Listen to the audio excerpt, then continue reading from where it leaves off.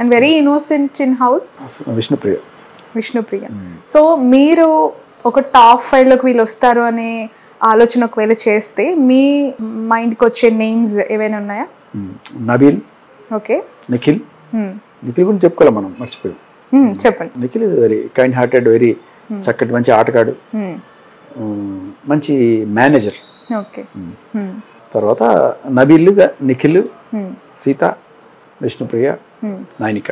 ఇంతకు ముందు ఒక మాట మాట్లాడుతూ ఉన్నప్పుడు బిగ్ బాస్కి వెళ్ళడానికంటే ముందు మనం మాట్లాడుకుంటే ఒక పోరాటం చేస్తున్నారు, ఒక యుద్ధ వీరుడు లాగా మా అందరికి ప్రతిరోజు ఇంటర్వ్యూస్, చాలా చాలా మంచి పేరు వచ్చింది సొసైటీలో. టు బీ హానెస్ట్, అలా బాధితులుగా ఉన్న వాళ్ళందరికీ కూడా శేఖర్ భాష అనే వ్యక్తి ఒక సమస్య తీర్చే ఒక వ్యక్తిగా కనిపించిన మాట వాస్తవం. బట్ దాని ద్వారా ఒక హైప్ క్రియేట్ చేసుకొని బిగ్ బాస్కి ఒక సందు దొరికించుకొని చివరికి ఏ స్థాయిలో అంటే చెప్పుతో కొట్టించుకోవడం కూడా ఒక సెన్సేషన్ గా క్రియేట్ చేసుకొని అంటే ఇవన్నీ మాట్లాడే వాళ్ళకి మీరిచ్చే సమాధానం ఏమంటే నాకు చిన్న పొమ్మను లేక పోగబెడుతున్నారు, చిన్న ఇదే దీన్ని తట్టుకోలేకుండా వచ్చేసిన వాడిని. ఒకవేళ ఫస్ట్ పాయింట్ అలాంటిదే ఉండుంటే ఇన్ని అవమానాలు నేను భరించేవాడిని.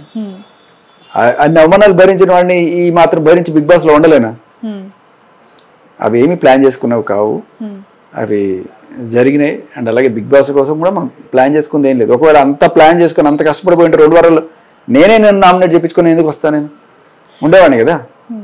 There you have the answer. Okay. Aditya మిమ్మల్ని ఎలిమినేట్ చేశానని అనుకోవచ్చా? మీకే మీరు నేనే వెళ్ళను. సో ఆదిత్య బతికిపోయాడు నా వల్ల. యాక్చువల్గా ఆదిత్య రావాల్సింది ఆ రోజు, బట్ నేను రావడం. మీకు దానికి ప్రూఫ్ కూడా ఏంటంటే కరెక్ట్గా ఈ దండలు వేసే ప్రోగ్రామ్ ఏదైతే ఉందో దానికన్నా ముందు ఈ లిక్విడ్ పోసే ప్రోగ్రామ్ ఉంది. బ్లాక్ వైట్ పోస్తారు. కెప్టెన్ కావాలనుకున్నప్పుడు వైట్, లేకపోతే బ్లాక్ వద్దనుకున్నప్పుడు. సో ఆదిత్యకి ఎక్కువ బ్లాక్లు పడ్డాయి, నాకు ఒకళ్ళు సోనియా పోసింది. సో ఆ లెక్కను చూసుకున్న దండలో ఆదిత్యకే పడి ఉండాలి. ఎందుకు పడలేదు అంటే నేను రిక్వెస్ట్ చేసుకున్నాను కాబట్టి. సో చాలా మందికి ఒక డౌట్ ఉంటుంది, మనకై మనం వెళ్ళాలి ఇంకా వద్దు హౌస్ నుంచి వెళ్ళిపోవాలి అని అనుకుంటే బిగ్ బాస్ అంత ఈజీగా వదిలేస్తారా? ఏదో ఒక రీజన్ తో బయటికి నెట్టేస్తారా? అంటే ఇది బిగ్ బాస్ చేతిలో లేకుండే.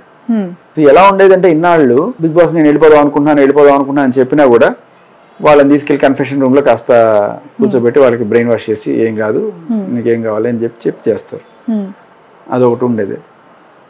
నా కేసులో ఒక సరికొత్త సాంప్రదాయానికి తప్పేశారు కదా. ఇన్నాళ్ళు ఆడియన్సే చేస్తున్నారు, ఇప్పుడు హోమ్ మేట్స్ ఎలిమినేట్ చేస్తారు లాస్ట్ రౌండ్ లో అని చెప్పినప్పుడు ఓకే, అక్కడ ఒక అవకాశం బయటికి రావడానికి నాకు దొరికింది, వాడుకున్నాను. సో ఇది బిగ్ బాస్ చేసిన ఎలిమినేషన్ కాదు, ప్రేక్షకులు చేసింది కాదు. కాబట్టి ఎవరిది తప్పలేదు, నేనే అడిగి నేనే వచ్చేసాను. దానికి కారణం ఏంటంటే బిగ్ బాస్ నాకు మంచి ఆపర్చునిటీస్ ఇచ్చి మంచి ఫుడ్ ఇచ్చి ఉంటే నేను ఉండేవాడిని. ఓకే. ఎలా ఫీల్ అయ్యారు? అంటే ఒక మనిషి బతికేది minimum food, water, like health and dressing, ఇవన్నీ కూడా మినిమం నీడ్స్ కదా. దానికి దూరంగా ఉండటం హౌస్ లో దేనికోసం ఈ లైఫ్ అనిపించే స్థితికి తీసుకెళ్ళి అంత లేదండి. నాకు ఫుడ్ లేకపోయినా నేను బతికేసేవాడిని. ఏదో చిన్నది కడుపుకి ఎంత వేసుకుంటే చాలు. కాకపోతే బేసిక్లీ కావాల్సిన ప్రోటీన్, మినరల్స్, విటమిన్స్ ఉంటే డైలీ కావాల్సింది, ఇంకేమి మిగతాది ఎట్లా ఉన్నా కూడా పర్లేదు.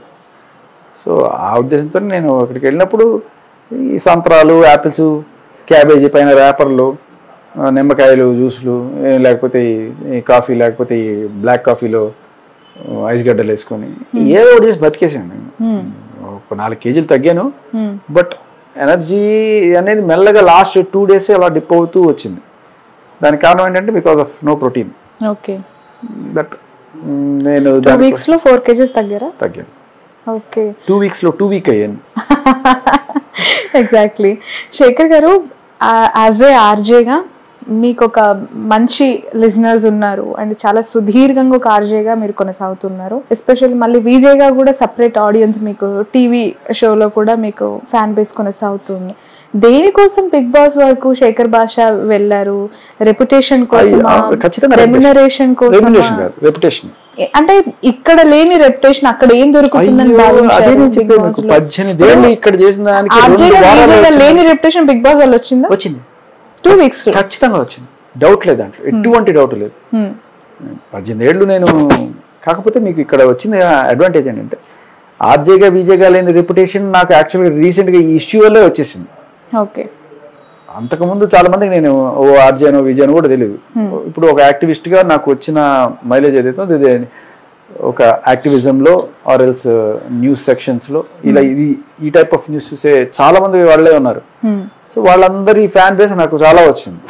ఇప్పుడు బిగ్ బాస్ ఎంటర్టైన్మెంట్ సైడ్ దీంట్లో ఇంత ఫ్యాన్ బేస్ నాకు వచ్చింది. సో రెండు కలిపి వికట కవిలో వాళ్ళు అంటారు చూడండి, అమ్మ ఇస్తుంది ఇది తాగుతావా ఇది తాగుతా అంటే నేను రెండు కలుపుకొని తాగినట్టు ఇటు సైడ్ నా ఎంటర్టైన్మెంట్ ఇటు సైడ్ ఉద్యమ స్ఫూర్తి ఇవి రెండు కలిసి ఒక మంచి ఫ్యాన్ బేస్ తయారైందని నేను అనుకుంటున్నాను. రెండు రకాలుగా 100% రెమ్యునరేషన్ కోసం అయితే కాదు, ఖచ్చితంగా కాదు. అసలు దాని గురించి కూడా మీకు చెప్తారు ఎంత వాళ్ళు ఇస్తున్నారనేది కూడా చూడకుండా సంతకం పెట్టాను నేను. అవునా? తర్వాత ఎప్పుడో పడినప్పుడు సరే ఎంత అయితే ఎంత అయింది అనుకున్నాను.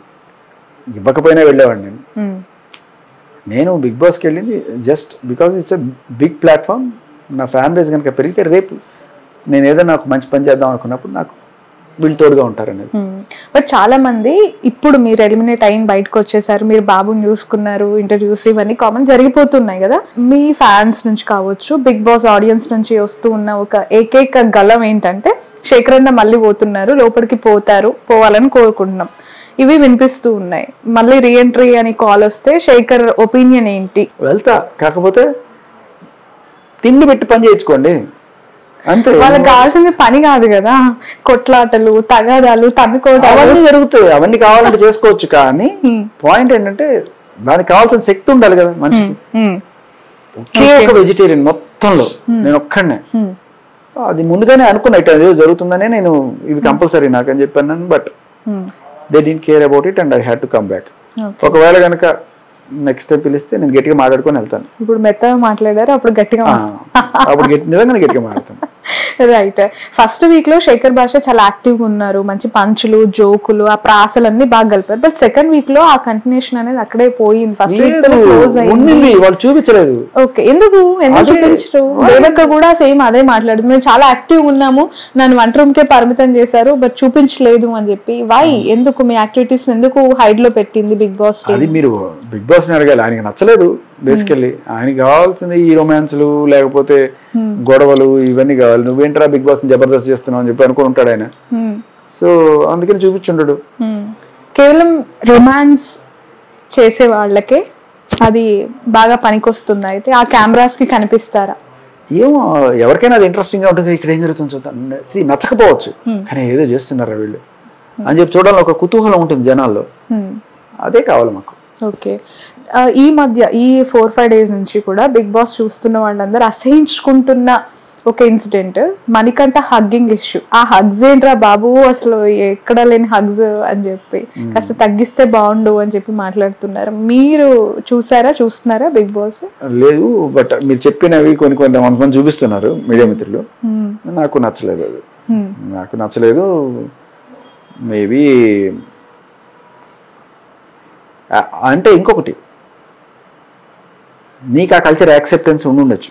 నీ కల్చర్లో మేబీ నువ్వు యూఎస్లో ఉండడం వల్ల నీకు అది ఓకే అనిపించవచ్చు, కానీ అవతల వాళ్ళు ఎప్పుడైతే నాట్ ఓకే అన్నప్పుడు కూడా నువ్వు చేస్తావే అది తప్పు.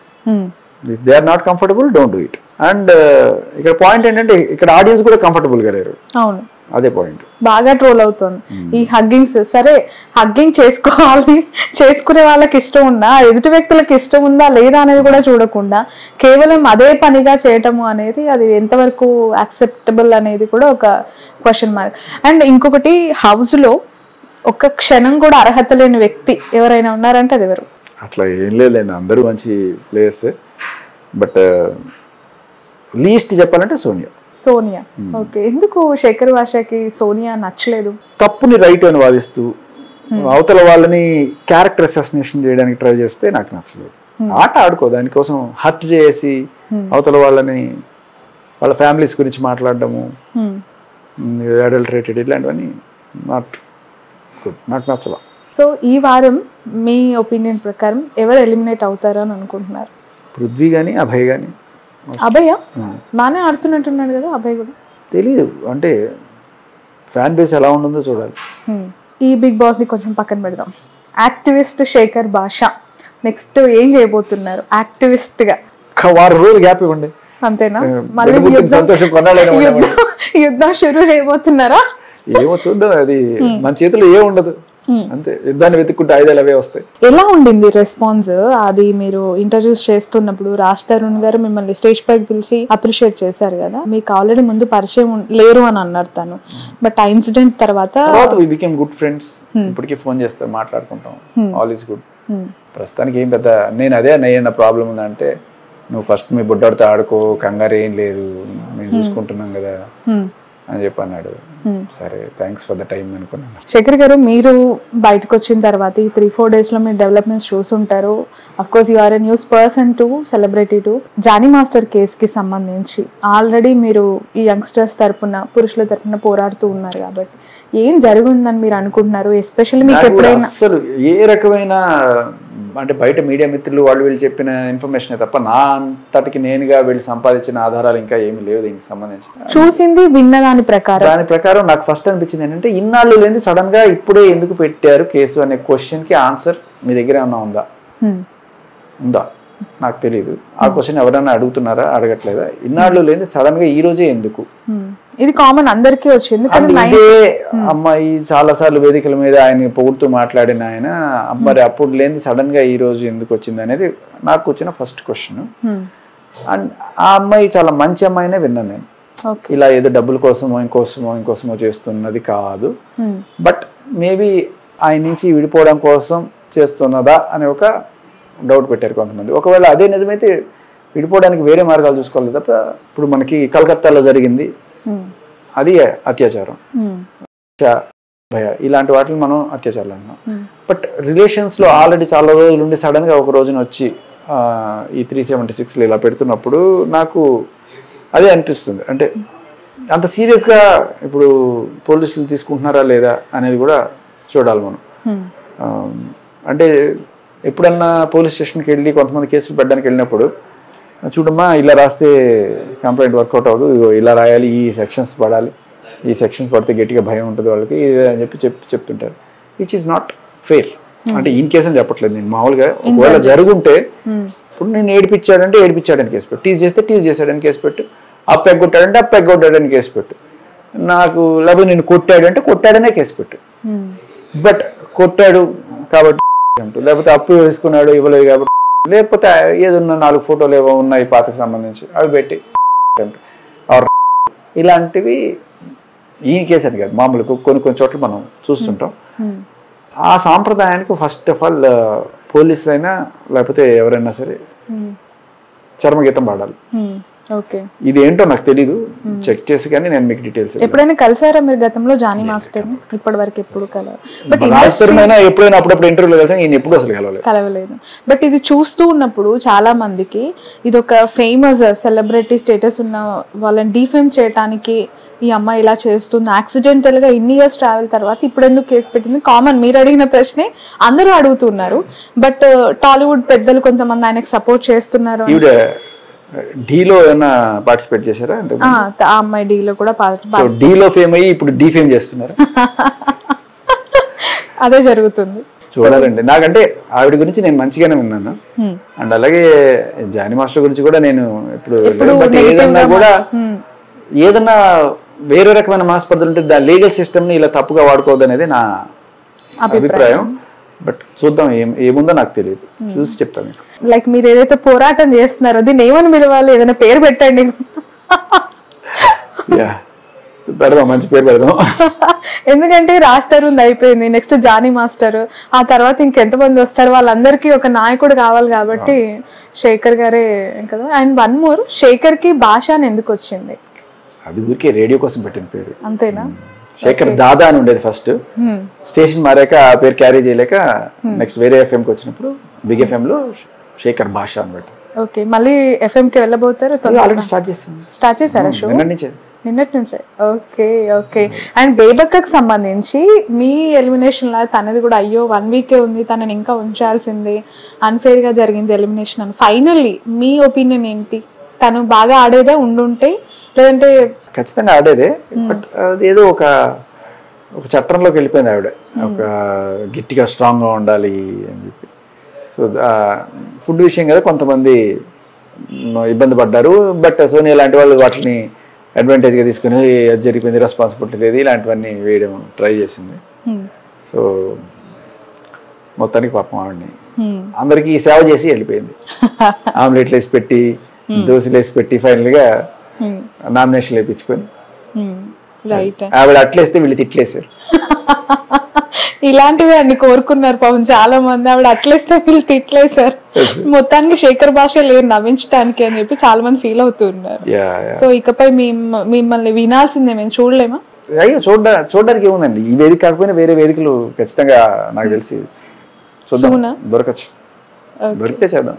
ఓకే, ఇంత స్ట్రగుల్స్ లో ఒక ఫ్రెండ్ సపోర్ట్ అనేది లైఫ్ లో ఎప్పటికీ మర్చిపోలేని ఒక సిచ్యువేషన్ అండి. రాజ్ తరుణ్ గారు అంత సపోర్ట్ చేసిన తర్వాత మీతో అన్న ఒక డైలాగ్ షేర్ చేసుకునే ఇన్సిడెంట్ ఏదైనా ఫైనల్లీ మా ఆడియన్స్ కోసం? అవి మొన్న ఏంటి పరిస్థితి, ఓకేనా, ఏమైనా మళ్ళీ దిగాల అని అడిగారు నేను. ఓకే, అయితే నువ్వు వెళ్ళి ఫస్ట్ బుడ్డడితో ఆడుకో హ్యాపీగా, దీనికి ఏం కంగారు పడద్దు అని చెప్పాడు. So I think it is sorted. ఊరికే ఇంకా తాటాకు చెప్పులు తప్ప ఏం లేవు. థ్యాంక్ యూ సో మచ్ అండి, విష్ యూ ఆల్ సక్సెస్. బుడ్డోడికి మంచి పేరు పెట్టండి, తొందరగా రివీల్ చేయండి ఫోటో. ఫైనల్లీ మీ వైఫ్ ఏంటి, ఏం చేస్తారు? తన జాబ్ హోల్డరా? జాబే, బట్ ఇప్పుడు maternity leave. Okay, right. Thank you అండి, థ్యాంక్ యూ సో మచ్. ఇది శేఖర్ గారితో special interview. That's all for now.